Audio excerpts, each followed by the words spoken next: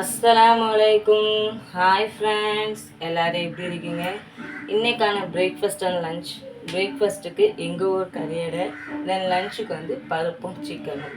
என்றைக்கெல்லாம் பருப்பு சாம்பார் இந்த மாதிரி டிஷ் பண்ணுறனோ அன்றைக்கெல்லாம் சோறு கொஞ்சமாக வை அப்படின்னு சொல்லுவாங்க.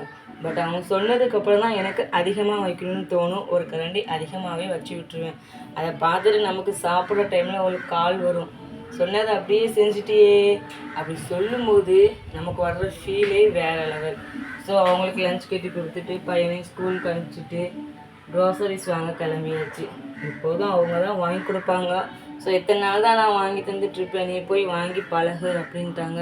ஸோ அதுக்காக கிளம்பியாச்சு. வாங்க போனது என்னமோ க்ராசரிஸ் தான். பட் என் கண்ணில் பட்டதெல்லாம் எந்த மாதிரியான ஐட்டம்ஸ்னு நீங்களே பார்த்துருப்பீங்க. ஒரு வழியாக வாங்கிட்டு வீட்டுக்கும் வந்தாச்சு. க்ராசரிஸ் வாங்கிறத விட அந்தந்த இடங்கள்ல அதை வைக்கிறது ரொம்ப பெரிய வேலையாக இருக்குது.